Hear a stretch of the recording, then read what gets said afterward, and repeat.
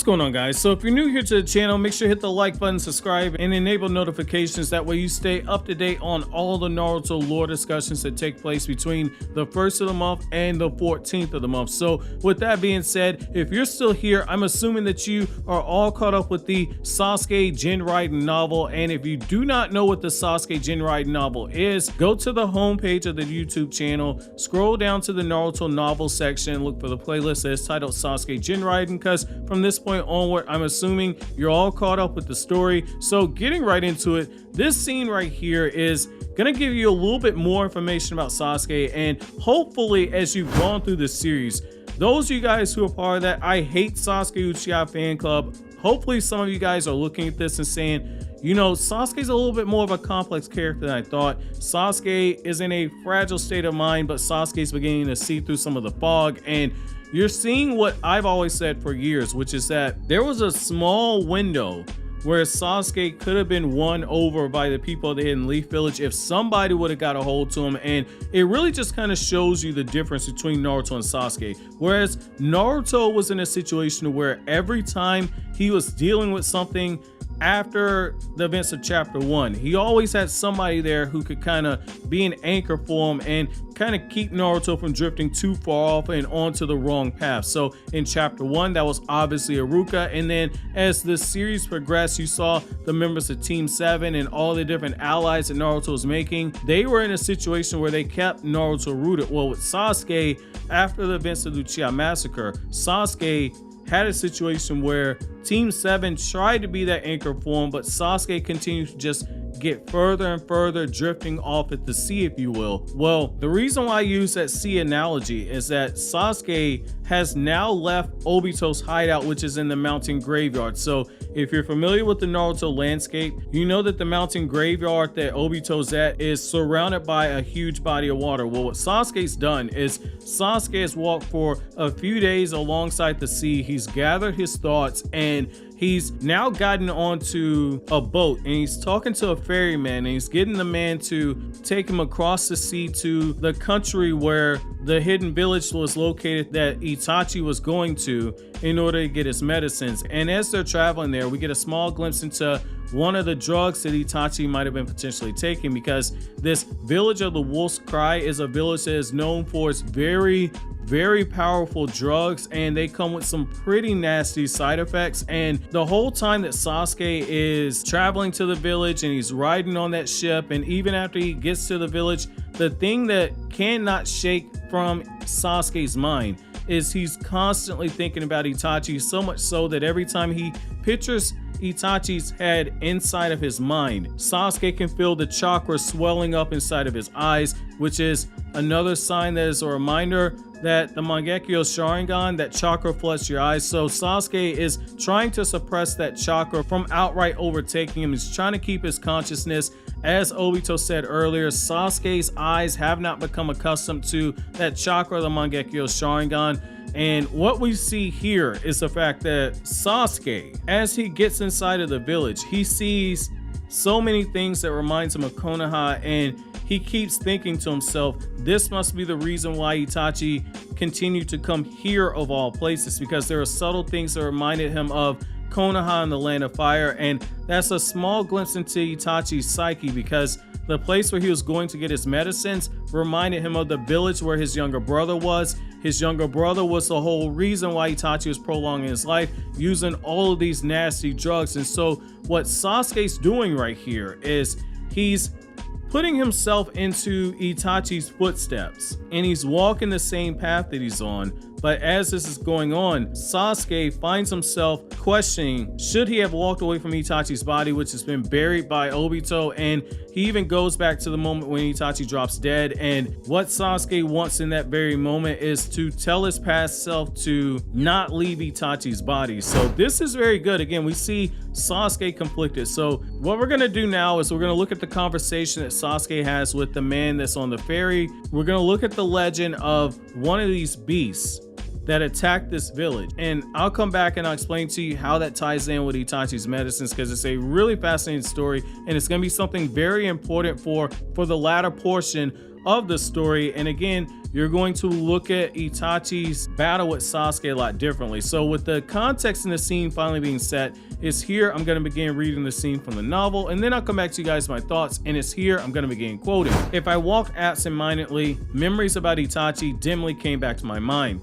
In order to avoid thinking about it, I asked some passerby for information about the village of the Wolf's Cry. As I remembered, several years ago, the village had issued a statement of neutrality. However, the ferryman of the boat that I got onto told me that there was more to it. Do you see those 3 mountains over there in the distance? They form a mountain range, and they're called the 3 Wolves. The first one is the mountain of the Wolf's Awakening, while the second one is the mountain of the Wolf's Nourishment. The last one is the mountain of the Wolf's Cry, and the village you're headed for is there. The vegetation is rife up there, and you can pick every kind of medicinal herb. That's why it's also known as the country of medicines. At the beginning, it was only a small shinobi village of the Kodan clan. Its inhabitants weren't concerned with the large-scale activities as those of the 5 great shinobi countries, but taking in some small jobs and selling medicines, they managed to make a living somehow. The ferryman said, "Why do the names of every mountain contain the word wolf?" I asked. Well, according to a legend, in ancient times, a monstrous creature named Rowan lived there. It was about 15 meters or 50 feet tall, and its back was covered with silver fur. It had the head of a wolf, the body of a tiger, and it walked on 2 legs. A long time ago, it attacked the village and it ate up the men and cattle. They say the forefathers of the Kodan clan were the ones who defeated it. I thought it was only a legend, but 10 years ago, it appeared here for real, the old ferryman explained to me. So what happened then? I asked. The village of the Wolf's Cry took great damages. Since the blue explosive powder had just been created at that time, the villagers tried to use it to shoot Rowan down, but it was all in vain. They say that the great Tenma, the head of the Kodan clan at the time, was able to chase away the monster in the end using a hypnotic genjutsu. The ferryman said, "You mean they say?" I asked. Nobody remembers what happened. The great Tenma's hypnotic illusionary medicine didn't restrict itself to Rowan, but it affected the villagers as well. I heard that when they woke up, the creature had gone without leaving a trace and the great Tenma lay dead. The ferryman said, "What's with the hypnotic illusionary medicine?" I asked. "It's the drug that the members of the Kodan clan make use of when they use a hypnotic genjutsu." "A genjutsu that makes use of a drug?" I asked. "Let's say maybe more than a genjutsu. It's similar to a hypnotic technique. A genjutsu breaks when the one who casts it dies, doesn't it? Well, the great Tenma's hypnotic genjutsu, however, it can't be dissolved unless the caster himself undoes it. Since it makes use of a drug, it has a stronger hold than any hypnotic technique." The ferryman said. I got out of the boat, and once I crossed the dock, I found myself in front of the mountain of the Wolf's Cry. Several days had passed since I left Madara's hideout. End quote. So right there, I want you guys to look at a few things. So look at that beast. That beast had the head of a wolf, the body of a tiger. It was over 15 meters tall, which is over 50 feet, and it walked on 2 legs. Now, in this Naruto world where the Sage's 6 Paths had the 9-tailed beast, you had the Jubi, you had the Otsutsuki who have come to the planet, and in the Boruto era, we know that there are other mythological beasts and creatures that are out there. In particular, when you go to the Ramon arc, Konohamaru was fighting against that beast that was in Ramon's village that was taking away the memories of people. Well, we have another mythological beast, and it's very similar to a tailed beast, but the fact is that this thing is very powerful, and I want you guys to remember the name Rowan, because again, this is going to come back towards the end of this novel. But what's so important about this is the fact that this clan specialized in medicine, but also this clan specialized in the art of illusions, and the drug that was made is able to affect the brain in a way to where it gives you the hypnotic symptoms. And the genjutsu used to make this drug is so potent that it does not go away even when the person who made the drug using the genjutsu and the chakra for it actually passes away. This is a level of skill when it comes to stuff like this that only somebody like Tsunade would be able to replicate, at least at this point in the actual timeline. So that's why I want to kind of bring your attention to this. That's part of the reason why when I did my video, what if Itachi never died, I was so adamant in saying that if Itachi would have been able to go to Tsunade, Tsunade would have been able to cure him. It's because of the potency of the drug that he was using. This is something that only Tsunade would be able to replicate, and because she's known as the greatest medical ninja in the world at this point in time, I do believe that she would have been able to remanufacture the potency of this drug in order to cure Itachi. But the fact is that this is a genjutsu drug that is so potent that it does not matter if you have a Sharingan, it does not matter if you're one of the biggest, baddest members of the Uchiha clan. If you take this drug, the side effects are going to be very, very nasty. And what's so important about this drug is that the side effects are very nasty. Even for somebody who has a Sharingan, the side effects of this drug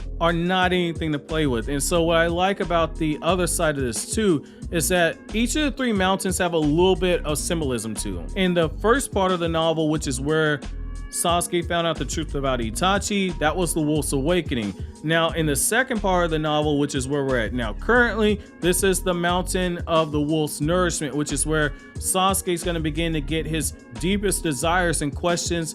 Everything's going to be fed to him in the form of answers. And then the last one is the Mountain of the Wolf's Cry, which that's going to be that moment when we see Sasuke and he starts breaking down into tears as he comes to grips with all the information that's given to him. And that's when Sasuke fully forms his Mangekyo Sharingan and vows to destroy the Hidden Leaf Village. So this is going to be a very crucial part for the character of Sasuke. But the important thing here is that we're seeing how even though Sasuke is looking for answers, the answers that he's getting are not answers that he is willing to accept himself. One of those answers is the fact that Itachi had a terminal illness, but the place he was going to prolong his life was a place that reminded him of Konoha, the village that he was trying to protect, the village that he was protecting so his own brother would be able to return to as a hero. All signs are there that Itachi wants Sasuke to do the right thing. It's just that at this point, because Sasuke's on the path of the tyrant,